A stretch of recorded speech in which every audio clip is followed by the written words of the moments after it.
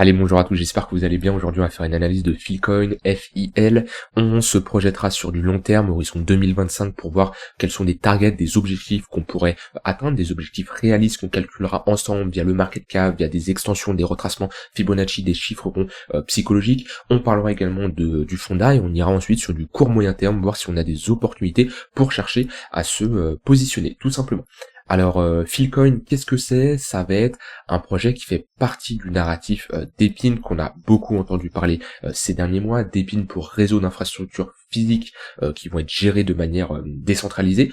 En gros, Philcoin, lui, se concentre dans le stockage de données, donc c'est de la décentralisation pour le stockage de données, et son but, c'est qu'un utilisateur, vous comme moi, hein, puisse partager son stockage de son ordinateur. Donc on a tous des disques durs, des SSD, etc. Et la plupart de ces disques durs, on va utiliser peut-être 30, 40% ou même 80%, ok, mais il y a toujours une petite partie qu'on n'utilise pas, ok, voire une grosse partie pour certains en fonction de la capacité de leur disque dur, de leur capacité de stockage.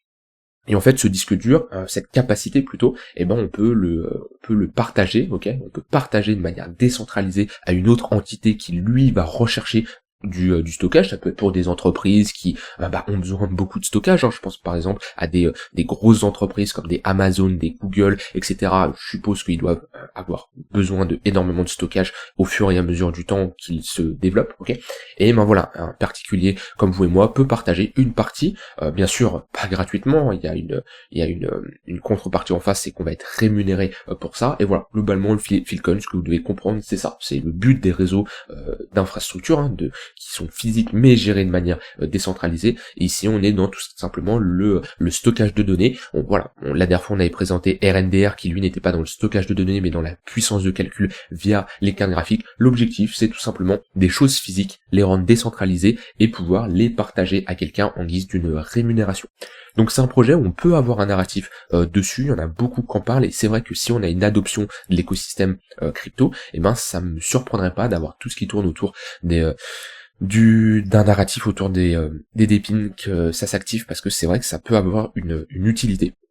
Voilà, ça c'est pour le côté fondamental. Sur CoinMarketCap, on est, Philcoin, on doit être dans le top 30, ouais, 26e avec un market cap de 4 milliards, une capitalisation boursière full diluée à 16 milliards, ce qui reste assez important quand même. Et Philcoin a quand même pris assez cher lors de ce bull market, hein. Si je me mets en logarithmique, si je prends le point le plus haut, point le plus bas, on est sur moins 98%. En fait, il y a eu pas mal de déblocage de jetons, et on le voit en fait si je me mets ici dans le prix, on voit que sur le prix, pour aller faire un ATH ici, faut aller chercher un x20, hein. Hop, on est quoi actuellement? Alors si je prends le point le plus bas, on va prendre à partir de là, 8$, faut aller chercher un x20, voilà, à peu près. Alors que si je regarde sur le market cap, ici, faut aller prendre un x2, x3, allez, ouais, x2. Donc on voit qu'il y a eu pas mal de déblocage de jetons, on voit qu'on a un market cap qui est beaucoup plus important que le prix, ok, très visible ici. Et qu'est-ce qui fait bouger le market cap? C'est soit le prix, soit la supply qui augmente, l'offre en circulation.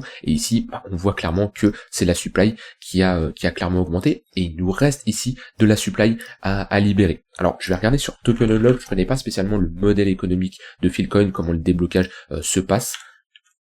Est-ce que j'ai des infos ici? Ok, parfait. Alors, hop. Si on a la courbe d'émission qui peut apparaître, ok, parfait. Ouais, on a eu un fort déblocage là. Ah ouais, on a un déblocage assez important. Ouais, c'est vrai que on est sur une bonne courbe ici, hein, jusqu'à au moins août 2026.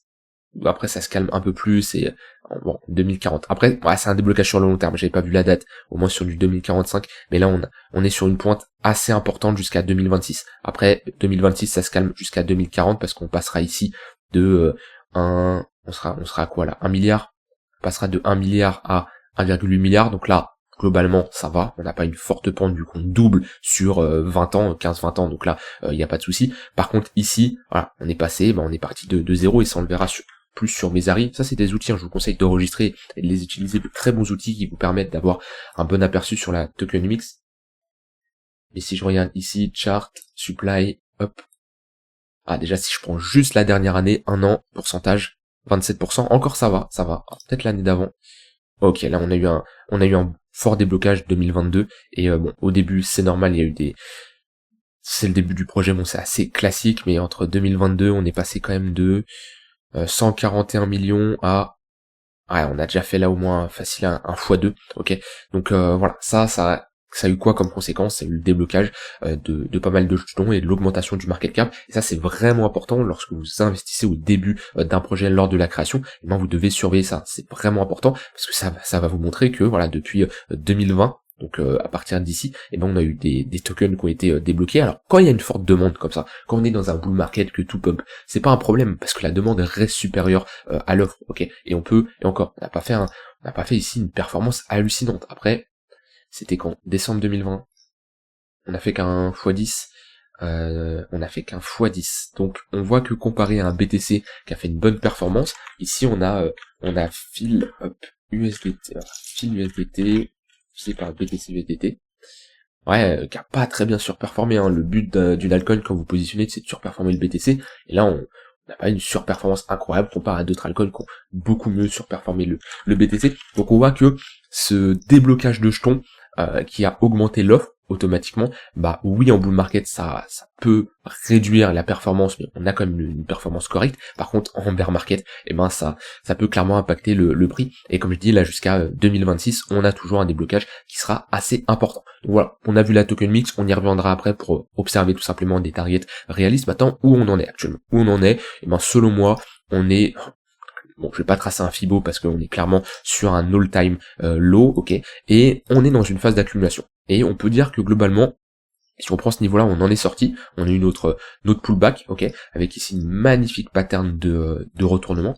On la voit même en monthly, trimestriel, allez, même trimestriel, on a ici une pattern de retournement, ok, avec un niveau clé aux alentours des 5,6 $ en clôture. On a break, on a fait un pullback, on le voit mieux ici en weekly, où on a break ce niveau-là des 8,6, on a fait un pullback, pour le moment, on a un niveau de support qu'on ne doit pas réintégrer, et bah si on est dans une phase d'accumulation et qu'on sort ce niveau, on sort par le haut, hein, de cette phase d'accumulation, qu'on pourrait mettre également ici, si on veut. Ok, ça dépend comment vous... Là, on a une pattern de retournement, là, on prend l'entièreté de notre range depuis, ça va faire 2 ans. Ben, lorsqu'on y sort, on pourra parler ici de bottom définitif, que ces creux-là ne seront jamais revisités, techniquement, sauf si on est le projet qui est abandonné ou autre, hein, mais je vous parle juste que, techniquement, d'un point de vue technique, ça c'est des creux qu'on fait comme ça, un W mensuel, voire trimestriel, c'est des niveaux il y a très peu de probabilité qu'on y retourne, et on pourra entamer une tendance haussière. On va mettre des retracements déjà, avant de parler d'extension, parce que là je suis en logarithmique, donc c'est pour ça qu'on a des retracements assez importants. Maintenant, déjà le premier niveau, les 0,382, c'est un x10. C'est un x10, si je place ici, hop, ce niveau-là, on a une petite résistance, c'est à x5. Donc déjà qu'on voit que c'est normal, on a tellement pris cher que on peut faire une performance assez importante pour retrouver ces niveaux-là. Mais attention, il y en a beaucoup qui raisonnent d'une manière où ils se disent, ok, bah on a pris un moins 99%, bah je all-in parce que toutes les cryptos retournent à leur ATH, c'est obligé pendant un cycle haussier, et ça me permet de faire une performance ici d'un x20, x30, x40. Ok, c'est pas le bon raisonnement. Premièrement, pourquoi? Parce que toutes les cryptos ne vont pas retourner à leur ATH. Ça, c'est vraiment important. On voit déjà qu'il y a une décorrélation entre certaines cryptos qui sont déjà à leur ATH, d'autres qui survolent leur ATH et d'autres qui n'ont pas encore pump. C'est la vérité. Il y en a, si on compare à 2017, et ben par exemple, je pense à des Bitcoin Cash, ok, qui n'a pas fait de nouvelle ATH comparé en 2017. Je pense à des IOTA, je pense, voilà, il y en a plein. Hein. Hop, alors, IOTA avec la paire sera mieux, il y en a plein, ok. Et pourquoi Filecoin ne serait pas dans cet exemple-là? D'accord. Bon, le projet, certes, oui, intéressant. Maintenant, moi, ce qui me bloque, c'est, on a eu pas mal de déblocage de jetons, on a eu automatiquement une supply qui est plus importante, et ce qui fait qu'on a un market cap plus important en revenant chercher ces targets-là. Là, déjà, si on fait un x10, et qu'on revient chercher les 90 $, donc on fait un x10 au niveau du prix, ça nous fait un x10 au niveau du market cap, ce qui nous donne un market cap de 45 milliards, sans prendre en compte des tokens qui vont être ajoutés. Donc si ce niveau-là, on l'atteint en 2025-2026, eh ben, faudra recalculer ici un market cap plus réaliste avec une supply qui sera plus importante. Donc ça veut dire qu'on pourrait être sur ici une supply de, alors si je prends 2025, on prendrait en plus, là on est à 700 millions, on serait à 800 millions, donc ce qui ferait encore un market cap assez important. Donc déjà, juste si je parle sur le market cap actuel, on serait juste sur un x10, on serait sur un 45 milliards. Si je prends en compte la capitalisation des cryptos, ça nous donnerait, sans prendre en compte que on va voir le total market cap des cryptos qui va augmenter, mais à l'heure actuelle, ça nous placerait dans le top 5. Oui, Philcoin, c'est un projet, pourquoi pas intéressant. Est-ce que je le vois quand même dans le top 5? J'ai du mal à y croire, ok. Et maintenant, si on va chercher des targets encore plus importantes, donc on va carrément chercher les 190 $, ce qui nous fait à l'heure actuelle 1 fois 20. Si je prends ici 4,5 fois 20, ça nous fait 4,5 fois 20, ça nous fait 90. Ça nous fait 90 et ça nous fait un market cap trop important sur le mois parce que 90 milliards de supply, de market cap, là ça nous mettra un top 3. Alors oui, je sais que pendant un bull market, il y a l'ensemble de l'écosystème qui va prendre en market cap, donc on aura peut-être un BNB à 150, un Solana à 120, etc. ou voire plus. Mais est-ce que pour moi Philcoin peut retourner à son ATH? J'ai du mal à y croire. Ok, le but c'est pas de chercher de se faire vibrer, où je vais vous dire ouais bah ça y est Philcoin $300, $400, etc. Non, même pas. D'ailleurs j'avais pris quoi? J'avais pris les 0,786 en plus, alors que l'ATH il est à 238 $. Donc 238 $, fois le nombre de tokens ici en circulation. On va prendre une petite calculatrice. On va faire 238 divisé par 8,4. Ça nous donne ça. Et on va faire ça fois 4,45. Et là j'ai le bon market cap. Et ça nous donne 126 milliards de market cap. Ce qui fait un market cap trop important à mes yeux. Ok, ce qui nous donnerait dans le top 3. Donc maintenant, on va essayer de se fixer des targets plutôt réalistes à l'intérieur de ces retracements de Fibonacci. Je vais même pas parler d'extension selon moi, parce que ici, on serait déjà sur une capitalisation boursière qui serait trop importante. Donc ça ne me surprendrait pas quand même d'aller chercher les 45 $, voire les 90 $. Pour moi, c'est deux targets tout à fait réalistes qu'on pourrait atteindre pendant ce cycle haussier, sans aller chercher des targets aussi importantes qui, selon moi, d'un point de vue capitalisation de marché, ne sont pas envisageables. Donc les deux gros niveaux, ça va dépendre également de la durée du cycle et de l'évolution, d'accord? Parce que si on n'a pas de cycle haussier, on va pas avoir non plus un Philcoin qui va aller chercher les 92 $, qui va se retrouver dans le top 3 de CoinMarketCap. C'est très peu probable. Par contre, si on a un cycle beaucoup plus important, avec un market cap global de l'écosystème crypto, le total 3 ou même le total classique en prenant BTC Ether qui augmente, oui, on aura plus d'importance sur des plus petits projets comme Filecoin.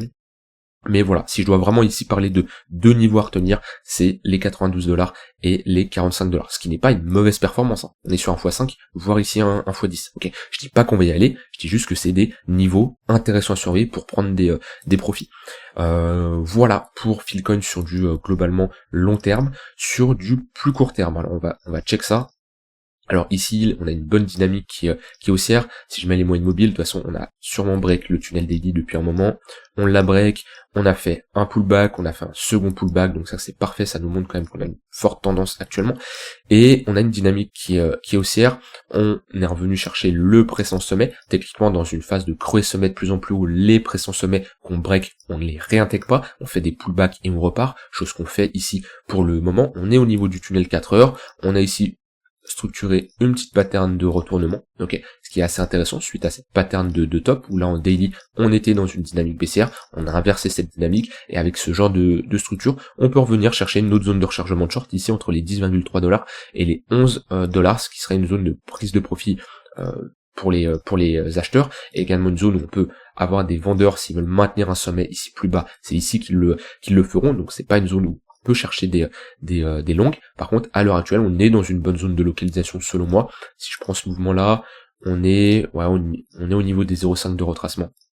Donc là, pour jouer la continuation avec un fort momentum, en général, dans la zone entre les 0,382 et 0,5, on essaye de jouer le momentum, on essaye de jouer la puissance du mouvement ici en weekly, et si on a un retracement un peu plus important, 0,118, 0,786, on va plutôt ici jouer la valeur, on va essayer de se positionner sur quelque chose qui est sous-évalué, ok? Donc il y a une différence entre trader le momentum, trader la valeur, ce n'est pas pareil. Ici on va être plutôt sur du court moyen terme avec une zone d'invalidation, parce que si on break ce niveau-là et qu'on va chercher les 0,118, on posera sûrement un bottom un peu plus important dans le tunnel daily en confluence avec cette zone-là. Mais ouais, d'ailleurs c'est une bonne zone de localisation. Si on vient chercher les 7 $, $7 ici en confluence avec 0,118 tunnel daily. On a une bonne zone de localisation pour des entrées assez long terme, même si sur du long terme, on est, j'ai pas envie de dire qu'on est trop tard, même si on a déjà fait un x3 en partant du point le plus bas, on est toujours dans ce gros range. Alors oui, le mieux, ça dépend toujours de votre manière de raisonner. Soit vous vous positionnez sur un bad range, vous prenez plus de risques parce qu'on sort pas de notre accumulation, mais si vous avez confiance dans le projet, et ben c'est une bonne zone de localisation parce que vous avez un prix